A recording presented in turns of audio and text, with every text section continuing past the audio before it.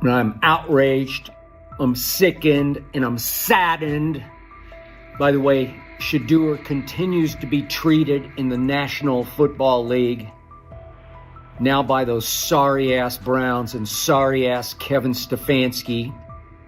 I understand in a situation like that, when it comes to the 3s and 4s that you're playing with that aren't going to be on the squad and not going to make the team, give your quarterback a chance. Okay, you know what? You know they can't hold up that long? Let's play quick game. Let's play quick game just to get Shedeur in the goddamn rhythm. But no, you come out, calling regular offensive plays. When they're at practice, Shedeur Sanders is not their priority. When he is at practice, he was staying hours beforehand, leaving hours later. Shedeur Sanders wasn't just tossed into the game last night, he was dropped into a no-win setup. Nothing about it felt accidental. From his first snap, it looked like one player against the entire machine. The Cleveland Browns, led by head coach Kevin Stefanski, seemed intent on cooling the hype and slowing his momentum. Instead, the plan backfired. The performance and the circumstances around it have sparked a wave of scrutiny, with analysts and reporters now calling out Stefanski and the Browns front office for engineering a preseason situation that stacked the deck against Shedeur. I'm going to answer this question by saying Shedeur Sanders, and I'm going to tell you why.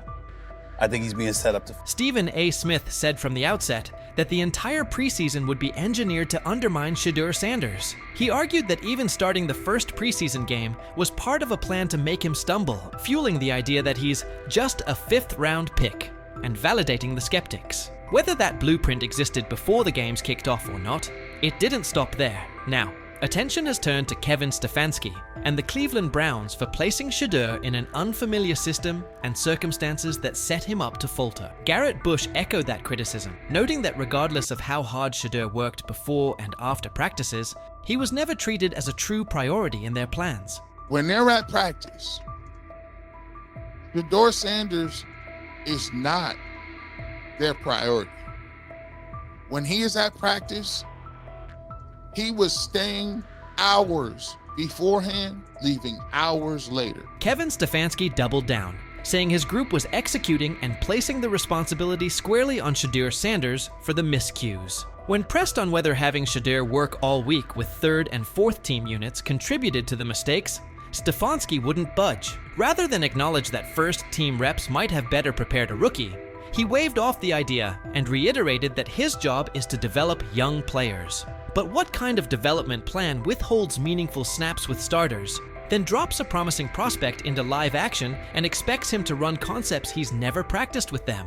All of our players, Mary Kay, there's things that we can do better, and there's some good moments out there, but that's what our job as coaches, to develop. Skip Bayless weighed in as well, blasting the Cleveland Browns for their handling of Shedeur Sanders and calling it just about the worst approach imaginable. He said the issues fit a troubling pattern under Kevin Stefanski, with Sanders repeatedly mishandled instead of developed. In Bayless's view, this wasn't a one-off mistake. Sanders hasn't been given real opportunities or meaningful support. That treatment has only increased the pressure and made it even harder for him to succeed. And I'm outraged, I'm sickened, and I'm saddened by the way Shedeur continues to be treated in the National Football League. Chad Johnson added that by surrounding Shedeur Sanders with offensive players unlikely to make the roster, Kevin Stefanski effectively stacked the deck against him. He argued that even a quarterback of Tom Brady's caliber would have struggled in that setup. Analysts have echoed the point, putting the blame on the coaching staff for failing to give Shedeur a fair platform to succeed. Ochocinco also warned that critics would soon brand Shedeur a failure and dismiss him as a 5th-string option, while ignoring the core problem, who engineered the situation in the first place. Despite the noise, he framed the backlash as part of a broader effort to drag Shedeur down, noting that some people seem more intent on tearing him apart than acknowledging the circumstances that shaped his performance. You just beat the guy. And that's okay. You get paid, he gets paid. Sometimes Ocho just gonna win because Ocho was just the better player. Sometimes the defensive back is gonna win.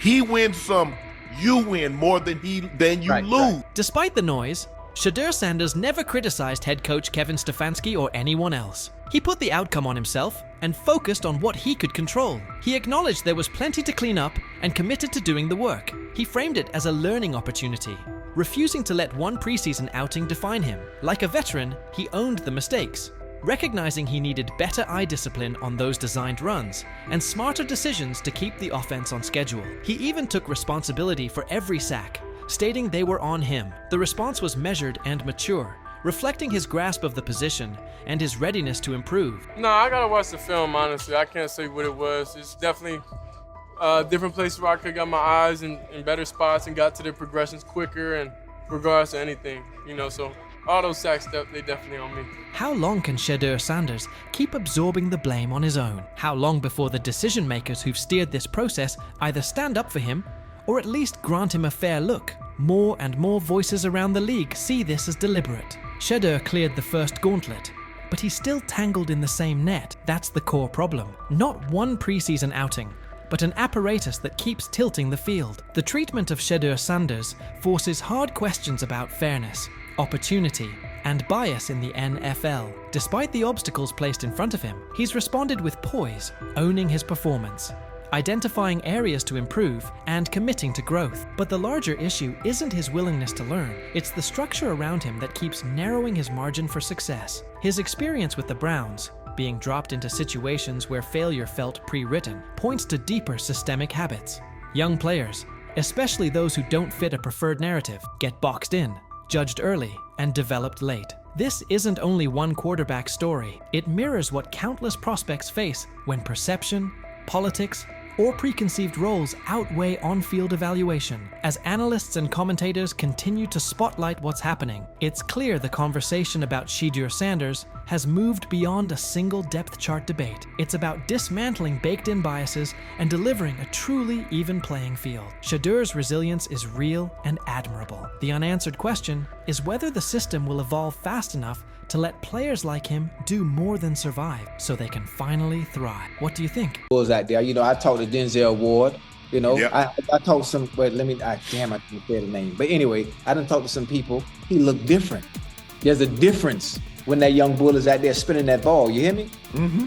Difference. I'm talking about football. I ain't talking about no media and all that hoopla and all them, on Twitter, they putting up the numbers. Some he was 10 for 12 for 2 touchdowns. I'm talking about when he's at the helm, he looks different. Whether he's going with the first team, second team, or third team. It don't matter. From being buried on the depth chart as a fourth stringer to suddenly becoming a standout on the second team, Shedeur Sanders just pulled off the most impressive quarterback comeback since Tom Brady made the world believe he wasn't finished at 40. What is it going to take for you to just buy in to Shedeur Sanders when players all around him are telling you how different he looks, how good he looked, how he just has that aura to him? Because it seems like all the players that are around Shedeur Sanders have nothing but great things to say about him and love him. Because again, he clearly just looks different than the rest of the competition that we've seen. And like I said, the last time I've seen guys go for or say things about a certain player like that, it was Baker Mayfield. So could 12 be that guy? How long until we see 12? Because I feel like it's just a matter of... The same haters who were cheering when he got dropped to fourth string are now scrambling for excuses faster than a glitchy Wi-Fi during the Super Bowl. Get ready, because this isn't just a step up on the depth chart. It's a serious reality check that's got the critics choking on their own words with a big helping of humble pie. Being said, I see some balls coming out of Shedeur Sanders at that game, and I'm like, kind of looks like a guy. Yeah, I'm reading. He can sling it. I see him, some of the veterans, how they talk to him, mic'd up, see what he's doing in the community. Yep. You talking about Njoku there? Njoku, Mike Napier. Once you see, different little interactions and things like that, I know he has the talent. We'll see. It'll be a competition that usually brings the best out of guys, especially young guys. So I'm interested to see how that quarterback situation. I've heard he's been outstanding. The Cleveland Browns training camp just turned into the most talked about event in town. All thanks to Shedeur Sanders, who took his spot as fourth string and used it as motivation for one of the most impressive rises the NFL has seen in years. While everyone was busy counting him out and calling his career dead, Sanders was quietly putting together a performance so good that coaches are saying they haven't witnessed anything like it in the last 15 years. Drafted in the 5th round, all that means nothing when it's time to play football and that whistle blows. He looks different than the rest of the competition. That's what I heard. And I'm talking from a, not Brother Ward, I'm just talking about from sources that's in that room, that's on that field, that's playing the sport. Man, come on, man. Yep, coaches with decades of experience are honestly scratching their heads, trying to figure out how someone goes from being a practice squad afterthought to seriously competing for a starting spot in just a few weeks. Thing is, they never planned on taking him. The problem is, like Ocho Cinco said, you got somebody that has endeared himself to the locker room. And guess what? The difference between him and Tim Tebow, the biggest one, is he can play. He can throw the ball. Tim Tebow running around being an H-back, he can throw the ball. And he's done everything he needs to do. He ain't saying nothing. He ain't rocking the boat. He ain't mad about the reps. He ain't mad about none of that. All the people out there want to see is this, like Tyver said earlier. We want to see what he can do with Jerry Jeudy. That's it. I want to see what he can do with David Njoku. I want to see him with Junkins. I want to see him with the first running backs. If you are cooking, if you are beating down the doors with the 3s and 4s, guess what? You deserve more. That was a bar. It rhymed. It was. Remember when Mary Kay Cabot dropped that bombshell report saying Shedeur Sanders was the 4th string quarterback? The internet blew up faster than a Michael Bay explosion. Critics came out of nowhere, like ants at a picnic, rushing to call his NFL dreams dead on arrival. They claimed he was only shining against guys who'd either end up on practice squads or be out of the league by September. They pointed out he wasn't getting reps in 11-on-11 drills and said he needed to earn his way up the depth chart.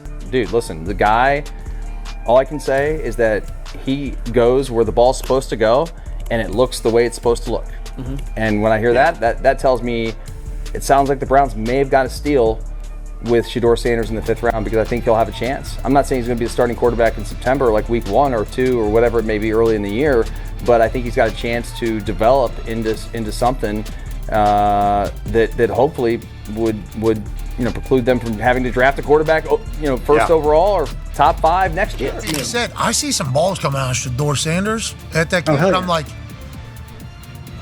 kind of looks like a guy. Yeah, I'm reading. He can sling it. I see him, some of the veterans, how they talk to him, mic'd up, see what he's doing in the community. Yep. You talking about Njoku there? Njoku, Mike Napier. Once you see, different little interactions and things like that, I know he has the talent. We'll see. It'll be a competition that usually brings the best out of guys, especially young guys. So I'm interested to see how that quarterback situation. I've heard he's been outstanding. Funny how the tables have turned. Those same critics are now watching Sanders climb the depth chart like he's scaling Mount Everest with rocket boosters. The guy they wrote off is now the one they can't stop paying attention to. Every completion sends a message. Every perfect throw is a reminder that real talent doesn't stay hidden forever. And with every practice, he's showing that maybe, just maybe, the Browns stumbled upon their hidden gem.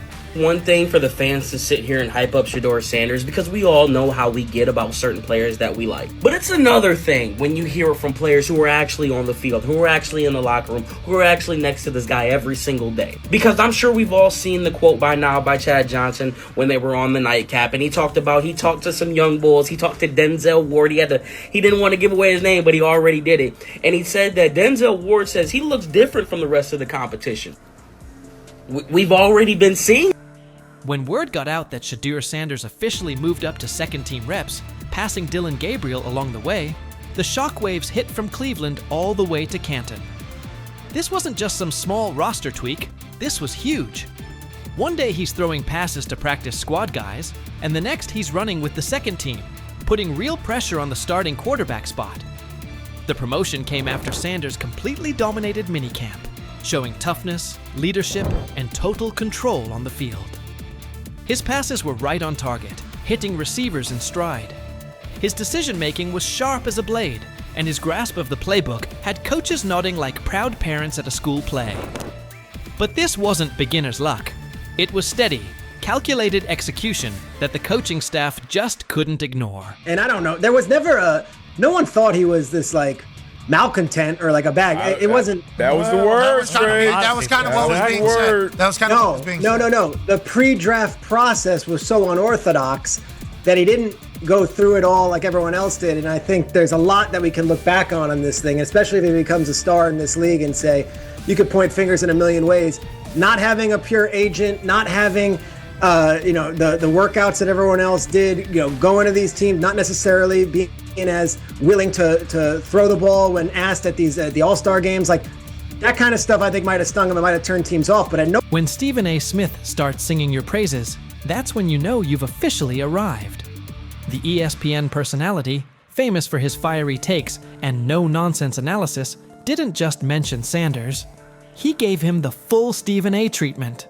He praised Sanders not only for his top-tier football skills, but also for the intangibles that separate the good from the great. This kid's mindset puts him ahead of the pack, Stephen said, with the confidence of someone who's seen enough football to spot greatness from a mile away. He pointed out Sanders' composure, mental toughness, and relentless drive to compete at the highest level. When Stephen A. says, "It's not just about throws and stats anymore," you better believe the whole football world is paying attention. But this stuff wasn't made up. I covered the draft for ESPN. I'm sitting on the desk. It's Shefty, it's Mel, it's me, it's Lewis. I heard some of the same things that Deion Sanders is talking about. And S.A. and Kenta, you know this, we all have relationships. We all have people who tell us information, they help us prepare to do our job. I heard some of the same things. Some of these things weren't necessarily made up, at least I don't think, from the people that I trust who told me these things. And so he says, this is exactly what he says. I'm told the footage of Shedeur Sanders meeting with the Giants is so bad that both the Browns and the Sanders family have threatened legal action if it is. What in the NFL is happening right now? The New York Giants just leaked a draft interview recording with Shedeur Sanders, and fans are completely freaking out. Did Shedeur take some shots? Did the Giants forget what the word confidential means? Or did someone accidentally hit reply all on something that was supposed to stay locked away? Get ready, because this roller coaster involves hot mics, bad takes, and a whole lot of drama. What happened with Shedeur on draft night to make him fall to the 5th round, and them talking about the Giants coming out with all that information talking about Shedeur did bad, bombed the interview, all that type stuff. We all know my last video when I talked about the interview tape about Shedeur did not get a playbook. The NY Giants, in true Stonewall fashion, dropped a carefully trimmed clip from their highly sought-after interview with Shedeur Sanders, then quickly locked everything else away like it was top-secret intel. Was this a calculated PR stunt, or just a low-key attempt at sabotage? Either way, the silence speaks louder than any official statement. Fans aren't buying this half-baked version of transparency, and they're definitely not ready to just bench him and move on. Instead, they're demanding answers, calling out the organization for what feels like a planned smear job. One thing's for sure, the hate is loud, but Shedeur's supporters are even louder. There was another team that he sat down with. What do you mean it didn't go well after that? So, he was pissed that they did that to him. They did that to him. He counter-confronted the same thing they do to every other quarterback prospect. They did that to him. They slide in a mistake to see if you catch it. Right. And so because you're the quarterback, but he didn't take it as a correction. He took it as like he got pissed off. Yeah, and it's like so here's another one. So another one was he throws a bad interception, and it was a deep throw early in the game, and he comes back and they go in the meeting, they show the interception. Let's just call it like it is. The Giants have perfected the tease. They've basically turned "we've got more, but we're not sharing it" into a comedy act, and the joke's on them. It's like they're standing center stage, booing themselves. Oh, you want more? Too bad. We're guarding it like Grandma's secret lasagna recipe. Congrats, Giants. You've officially become the talk of TikTok, X, and even Aunt Barbara's Facebook. Yep, the holy trinity of online outrage. This whole thing screams drama, screams petty, and definitely screams PR disaster in a fitted cap.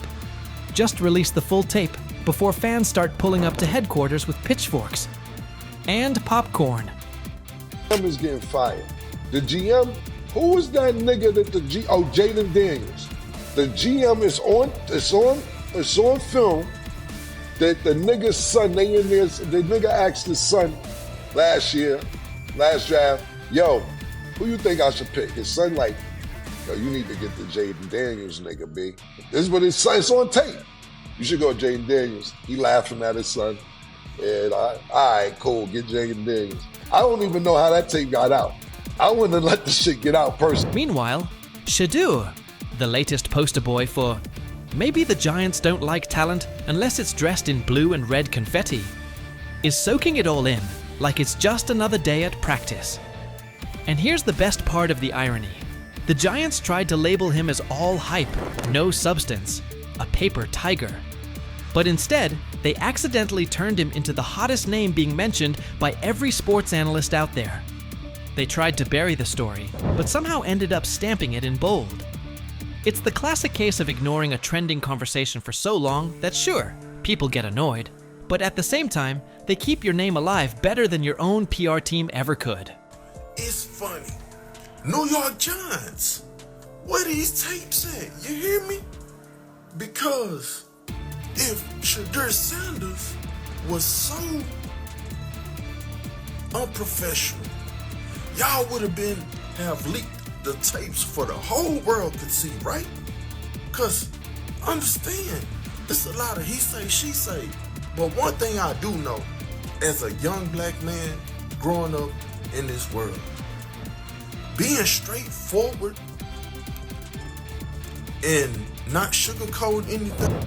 Oh, this narrative is pure gold. Giants PR completely skipped subtlety and went straight to the "we don't like his dad" playbook.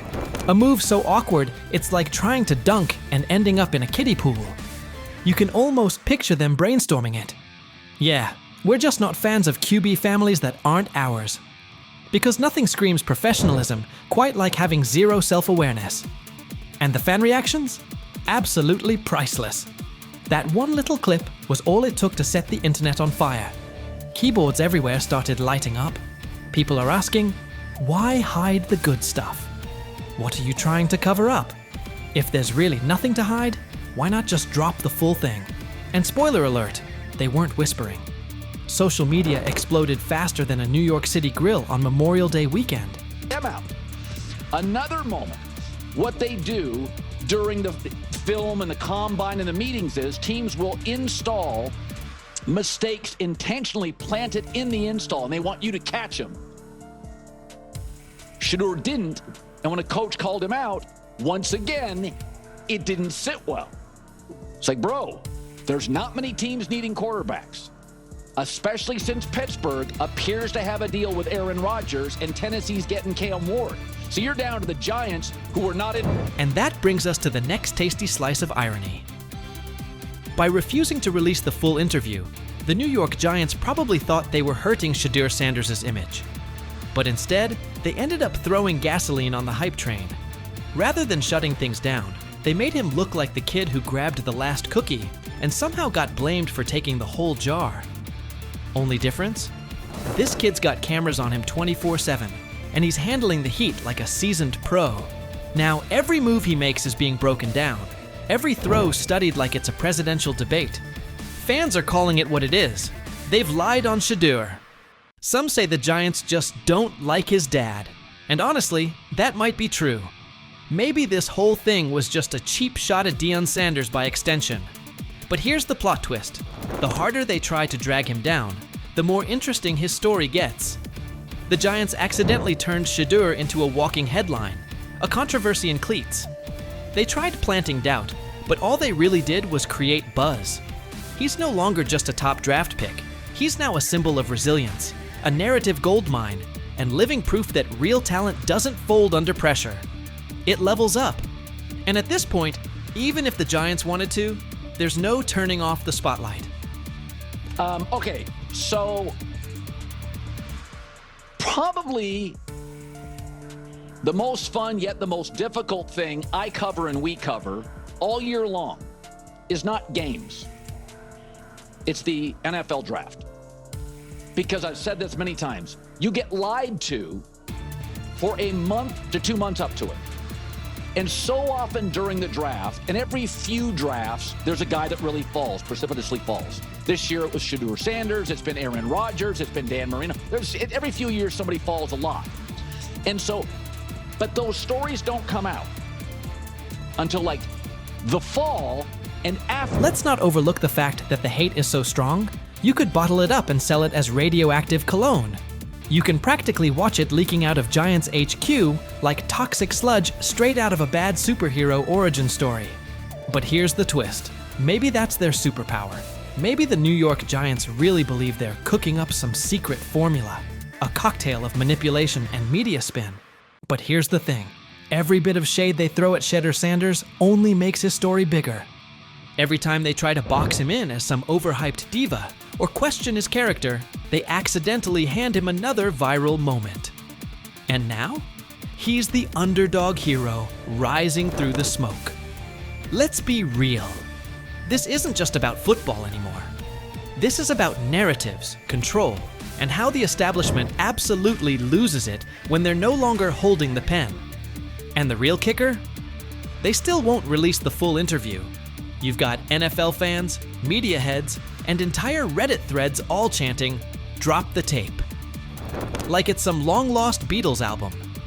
Meanwhile, the Giants are just sitting there, staring into the void like nobody saw this mess coming. Now, I don't know if it ever gonna get leaked or not. The tapes, the New York Giants have the tape. They definitely have the tape. It's confirmation that they have the tape. Shedeur didn't do nothing. It's what they saying he did. I'm gonna tell you what these mixed reaction right here. So we already know about the New York Giants, but the Pittsburgh Steelers head coach Mike Tomlin reported Miles Sanders' talent, but hesitated to draft him due to previous challenges with quarterbacks like Russell Wilson and Justin Fields, leading to more cautious approach. Las Vegas Raiders. Sanders met with Raiders at the NFL scouting combine and expressed enthusiasm about potentially joining the team. His familiarity with the West Coast offense and quick release was noted positive, though concerns about his ceiling